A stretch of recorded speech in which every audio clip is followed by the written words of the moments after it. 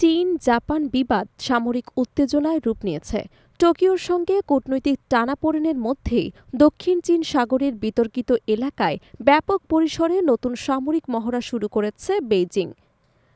চীনা সামরিক বাহিনীর দাবি, এই মহড়ার উদ্দেশ্য যে কোনো ধরনের আগ্রাসন প্রতিরোধ করা এবং পরিস্থিতি উত্তপ্ত হলে পাল্টা অভিযান পরিচালনার সক্ষমতা আরও জোরদার করা। দক্ষিণ চীন সাগরের উপকূলীয় এলাকা জুড়ে পরিচালিত এই বেশ কয়েক ধাপের মহড়ায় অংশ নিচ্ছে চীনের নৌবাহিনী এবং বিমান বাহিনী। এতে ব্যবহার করা হচ্ছে বিভিন্ন ধরনের যুদ্ধবিমান, ফ্রিগেট, মাইন ডেস্ট্রয়ার, সাপোর্ট শিপসহ একাধিক আধুনিক যুদ্ধজাহাজ। সমুদ্র এবং আকাশপথের সমন্বিত অপারেশন পরিচালনার কৌশল উন্নয়নই মহড়ার মূল লক্ষ্য। কর্মকর্তাদের মতে, এতে কমান্ডাররা তাৎক্ষণিক সিদ্ধান্ত গ্রহণে আরও দক্ষ হবেন এবং নাবিকরা বাস্তব যুদ্ধের অভিজ্ঞতা অর্জনের সুযোগ পাবেন। সাম্প্রতিক দিনগুলোতে চীন জাপান সম্পর্ক তীব্র উত্তেজনার মধ্য দিয়ে যাচ্ছে। নতুন জাপানি প্রধানমন্ত্রী সানায়ে তাকাইচি দায়িত্ব নেওয়ার পরই তাইওয়ান ইস্যুতে তিনি কঠোর অবস্থান ব্যক্ত করেন।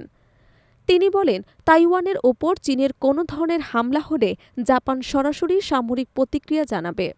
তাইওয়ান ইস্যুর পাশাপাশি দক্ষিণ চীন সাগরের ভূখণ্ড দাবি নিয়েও দীর্ঘদিন ধরে চলছে চীন, জাপান এবং তাইওয়ানের তীব্র বিরোধ। বিশেষ করে সেনকাকু দ্বীপপুঞ্জ নিয়ে উত্তেজনা পুরনো। বর্তমানে দ্বীপগুলো জাপানের নিয়ন্ত্রণে থাকলেও চীন বরাবরই সেগুলো নিজেদের সার্বভৌম ভূখণ্ড বলে দাবি করে আসছে।